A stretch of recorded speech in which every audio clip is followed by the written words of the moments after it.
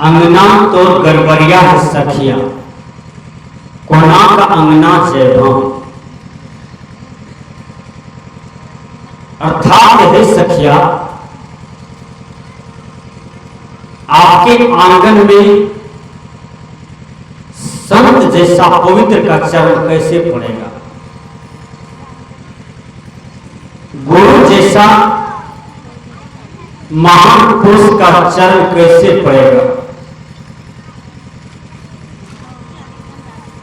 मां मीरा, मां सबरी, सहजोबाई, मीराबाई जब अपने गुरु के सेवा में, गुरु के व्यवहारिक पक्ष में उतरती थी तो बिल्कुल बाहर भीतर पवित्र हो जाती थी। उसी तरह से पवित्र होना पड़ेगा। आज मैं देखता हूं किसी किसी के आंगन में जब हम लोग जाते हैं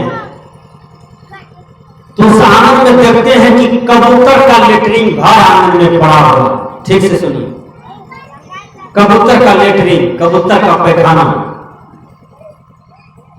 मुर्गा का पैखाना, बकरी का पैखाना, भर आंगन द्वार महकता है, भभकता है, गंध करता है। ये पवित्रता है क्या? आप गौ को पालते हैं, भैंस को पालते हैं और उसके घर को भी बनाते हैं, लेकिन जितना पवित्र आप अपनी रूह को रखते हैं उतना ही पवित्र आप गौ के घर को रखते हैं, भैंस की घर को रखते हैं। बकरी का घर, सुअर का घर, मुर्गा मुर्गी का घर, इसका रहन सहन, इसका पैखाना, भोजन बिल्कुल खराब है, बिल्कुल गंदा है। विचार कीजिए। भजन में संत महापुरुष कहते हैं, अंगना तो गड़बड़िया है बहिना, कोना का अंगना जयभां। बहुत सुंदर पद है। हे बहिना, कैसे हम आंगन में जा सकते हैं? मुझे ही लज्जा आता है। तो हर अंगना बकरी बोले। पहले का संत महात्मा, कबीर विचार में मैंने बहुत पुरानी पुरानी महात्मा को देखा, और पहले के महात्मा जिसके यहां बकरी रहता था उसके यहां बैठबो नहीं करता था। भोजन की बात तो छोड़िए, पानी तक भी नहीं पीते थे।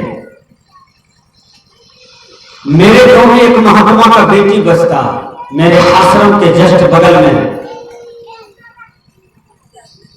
तो हमारे यहां आ गए साइकिल कमंडा लेकर के, झोला लेकर के, कहा बाबा आसन यहीं लगा दीजिए। हमने कहा क्यों?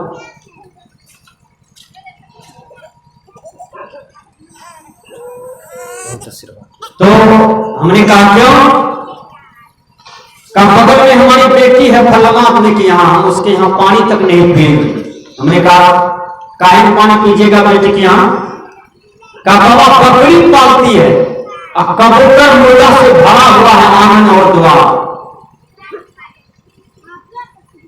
इसलिए हम बेटिए है तो उससे क्या, हमने उसके यहाँ पानी भी नहीं खा सकते हैं। विचार कीजिए आप लोग। आखिर संत का रहनी क्या है? संत अपनी रहनी वृत्ति में रहते हैं, तब न संत। संत यदि भ्रष्टाचार हो जाए, संत यदि शिष्टाचार से अलग हो जाए, संत यदि अपने व्यवहारिक पक्ष से अलग हो जाए, तो फिर संत का कोई मूल्य नहीं रहेगा, संत का कोई वैल्यूएशन, कोई महत्व नहीं रहेंगे। इसलिए आप लोग बकरी को भी मत पालिए। मैं बता देता हूं, बकरी को मत पालिए।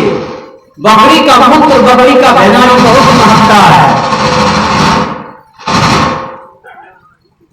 बकरी जो है आप लोग पालते हैं और बेच देते हैं, बिक्री कर देते हैं बकरी को, और बकरी सीधे चले जाता है पक्षों के हाथ में। अब पक्षों 1000 रुपया 2000 बढ़ा करके बकरी को बेच देते हैं और बकरी का गला कट जाता है, बकरी को पीस पीस बना करके बिक्री कर दिया जाता है। वह पाप का भोगी आपको भी होना पड़ेगा, इसलिए कि आप उससे लाभ लिए हैं, फायदा लिए हैं। अरे पालना ही चाहते हैं तो गौ को पालिए ना, भैंस को पालिए ना, और दूध खाइए, दूध खाइए, खूब दूध खाइए भगवान कृष्ण के तरह। आपको कहां दिक्कत है, स्वास्थ्य भी अच्छा रहेगा। लेकिन जिस बकरी का हत्या करवाते हैं पाल करके पैसा लेकर के, उसमें पाप का भागी आपको होना पड़ेगा।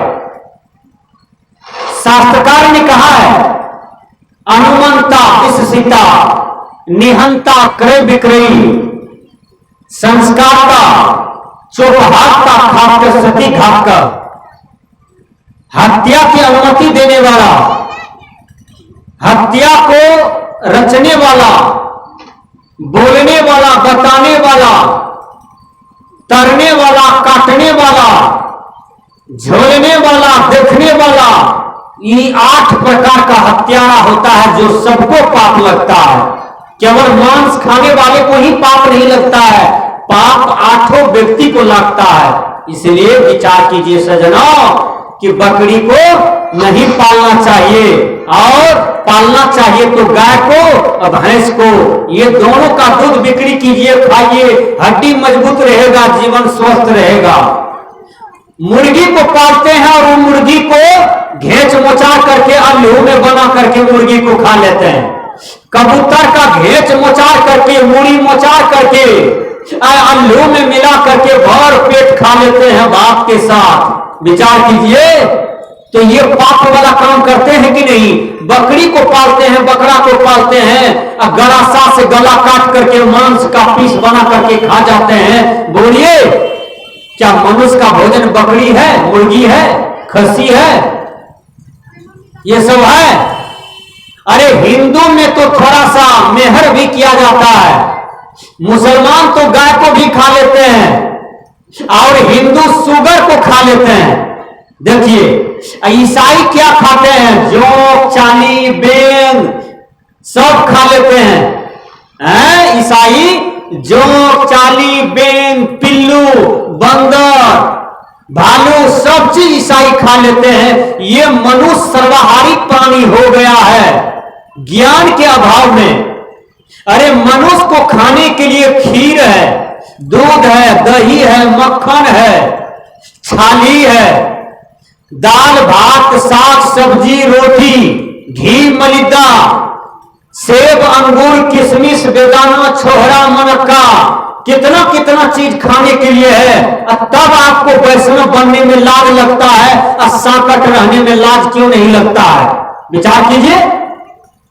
आज हमारे मनोज बाबू के पिताजी हैं, पूरे रसदमपुर में देखिए आज 10 लाख 5 लाख टका खर्चा करके इनके चारों पुत्र, इनकी मां जो है मनोज बाबू का, ये पूरे परिवार मिलकर के अपने पिताजी का स्मारक बनाए हैं, मूर्ति लाए हैं, और ये कई पीढ़ी तक ये मूर्ति यहां पड़े रहेंगे और उसकी पूजा होती रहेगी। क्यों? उन्होंने वैष्णव का जीवन जिया होगा, साधना का जीवन जिया होगा, इसलिए पूरे परिवार के हृदय में है। आज स्मारक बना करके तैयार कर दिए हैं। आज भगवान बुद्ध का स्मारक पूरे विश्व में है। एक देश को कौन पूछे, समूचा विश्व में है। महात्मा गांधी का मूर्ति समूचा देश में छाया हुआ है, फोटो कैलेंडर छाया हुआ है। क्यों? क्योंकि इन्होंने कर्म वैसा किया। सदगुरु कबीर साहब जी का स्मारक, सदगुरु कबीर साहब का मूर्ति, कैलेंडर समूचा देश में घर घर में छाया हुआ है। आखिर कैसा कर्म किए सदगुरु कबीर साहब जी? बाबा मीही का फोटो, बाबा मीही का मूर्ति घर घर में छाए हुए हैं। आखिर कर्म कैसा किए? विचार कीजिएगा। कर्म की ही पूजा होती है और कर्म का ही महत्व होता है। इसलिए कर्म को हम लोग यदि संभल करके करते हैं तो संसार में पूजनीय हो जाते हैं। प्रश्न खड़ा होता है, कौन पूजनीय होता है और कौन अपूजनीय होता है? क्या रावण का पूजा होता है? एक भी आदमी अगरबत्ती दिखावे रावण को नहीं। क्या कंस का पूजा होता है? कहीं नहीं होता है कंस का पूजा। क्या दुर्योधन का पूजा होता है? कहीं नहीं दुर्योधन का पूजा होता है। आखिर ये भी मानव थे, कैसा कुकर्मी निकले। आज इनके नाम पर लोगों को घृणा है। तो सत्कर्म की पूजा होता है और कुकर्म का पूजा नहीं होता है, वह अपूज्य होता है। तो ये दुनिया में जब मनुष्य तन पाए हैं तो ऐसा कर्म कीजिए कि आपका नाम इतिहास में आ जाए और इतिहास में नाम लिख करके लोग आपको याद करें। आइए मैं